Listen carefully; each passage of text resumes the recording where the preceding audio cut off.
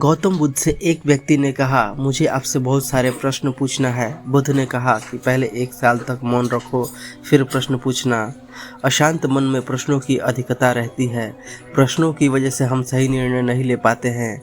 ऐसी स्थिति में कुछ मौन हो जाना चाहिए। मौन रहकर हालात समझोगे तो मन को शांति मिल सकती है। इस संबंध में गौतम बुद्ध से जुड़ा एक प्रेरक प्रसंग प्रचलित है। जानिए ये प्रेरक प्रसंग क्या है। प्रचलित प्रसंग के अनुसार गौतम बुद्ध रोज अपने शिष्यों को उपदेश देते थे। बुद्ध के प्रवचन सुनने शिष्यों के साथ ही अन्य लोग भी पहुंचते थे। एक दिन जब बुद्ध प्रवचन दे रहे थे, तभी एक व्यक्ति वहां पहुंचा और वह बोला, तथागत, मैं आपसे बहुत सारे प्रश्न पूछना चाहता हूँ। मेरा मन बहुत अशांत है। कृपया मेरे प्रश्नों के उत्तर दे ताकि मेरा मन शांत हो सके। बुद्ध ने उससे कहा, मैं तुम्हारे प्रश्नों के उत्तर जरूर दूंगा, लेकिन तुम्हें 1 साल तक मौन धारण करना होगा। 1 साल के बाद तुम जो भी पूछोगे तुम्हें उसका उत्तर जरूर मिल जाएगा।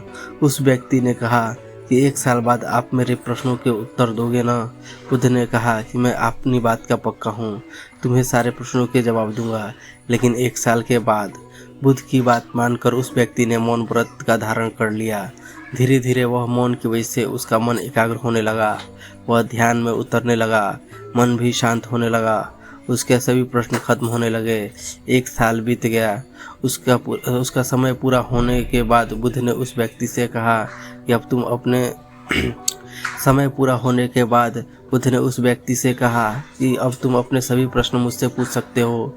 ये बात सुनकर वह व्यक्ति हंसा और कहा कि 1 साल पहले मेरे मन में कई प्रश्न थे, लेकिन अब सारे प्रश्न शांत हो गए हैं।